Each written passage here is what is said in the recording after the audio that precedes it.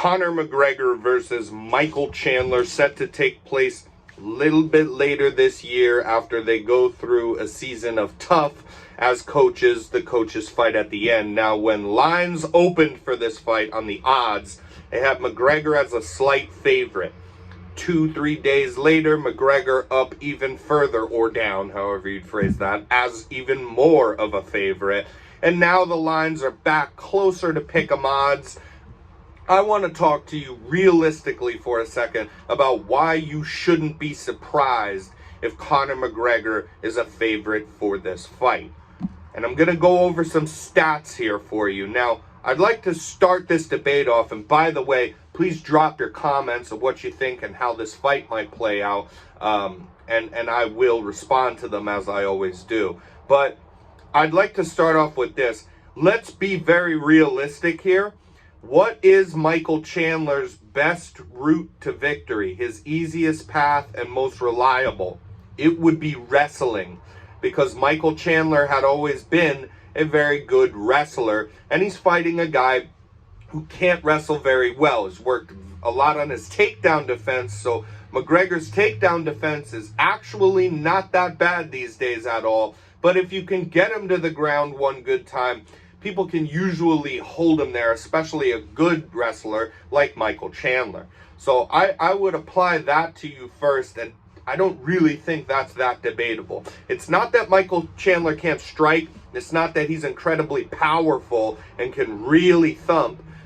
It's just that McGregor's known as a great striker, and McGregor is very powerful in that left hand. McGregor's not at all the same as he used to be, and I do not believe, as a fan of Conor McGregor, I do not believe that we'll see him holding a world title ever again, unfortunately. But I'm very realistic about these things. Now, power is the very last thing to leave you. Speed and timing is the first to go. Conor still has some of that. Maybe he's not as sharp as he once was, but he's still enough of a sniper to pick apart a guy that is very hittable like Michael Chandler. So, if you are to believe that Chandler's best route to victory is through wrestling, I'm going to now read you off some stats of Michael Chandler's fights since entering the UFC.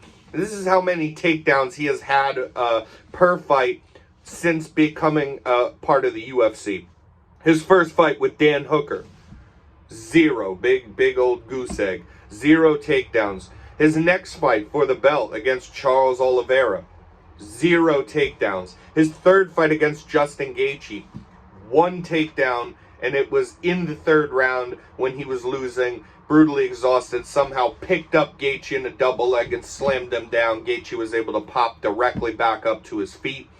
Against Tony Ferguson, 1 takedown, Tony back up to his feet immediately. Against Dustin Poirier in his last fight, he did get 3 takedowns, but it was 3 takedowns out of 7 attempts. One of those takedowns as well, you know, he was almost criticized about himself letting Dustin Poirier directly back up to continue fighting on the feet. Kind of going further to prove my point here. Now, Michael Chandler's wins by KO is 48%. Almost half of his wins coming by KO. Conor McGregor's wins coming by KO or TKO is 86%. So virtually all of his wins. His landed to absorbed ratio is quite good even now that he has, you know, these numbers have fallen off a cliff a little bit with him in the last so many fights, but still his numbers stand at landed, you know, per round or per minute, I forget how they do it, 5.32.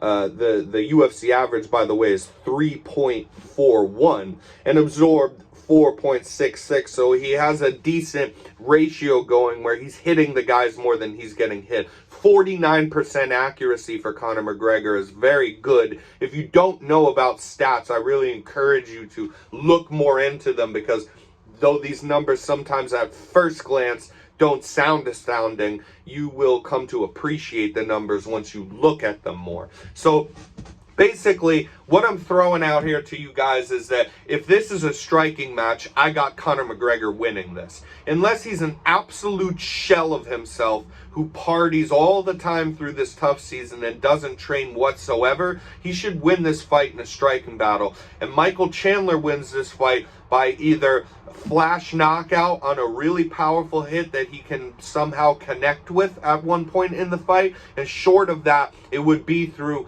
some striking success and mixing in wrestling, holding him down, getting ground and pound on him. Also, Michael Chandler, not the biggest submission guy, only 7 submission wins for him. Even Conor has one somehow in there that I've forgotten about, but not a huge submission threat. So he's a ground and pound or control kind of guy when he gets people down the feet. And Conor, although he has trouble getting back up to his feet sometimes, he can stuff the takedowns quite well. So we've basically seen 0, 0, 1, 1, and 3 as far as takedowns go per fight for Michael Chandler. And even in those 3 in his last fight against Poirier, he let him right back up, and it was just a 3 of 7, fighting a guy that will be ready to sprawl and be ready to defend takedowns against Michael Chandler, and a guy who power is always the last thing to leave and has an absolutely famous left hand that hurts opponents. Now, I don't necessarily... It's not crazy that he'd stop Michael Chandler, but I don't necessarily see it unless it happens later on in the fight after a lot of damage is absorbed, because both of these guys have an absolute beard on them and have shown that time and again. So I'm looking forward to this fight. Please drop in the comments what you think about these and the stats that I threw out there. Let me know, is Michael Chandler going to wrestle, do you think? Does Conor defend takedowns if he does? And if there's not a lot of wrestling, I mean, I think this fight becomes a lot more clear, because Michael Chandler, throughout all of his fights, even before UFC and in Bellator, is a balls-to-the-wall kind of fighter who is very hittable. Whether he wins or loses in any sort of fashion, he is always very hittable. And Conor McGregor has always had very precise striking.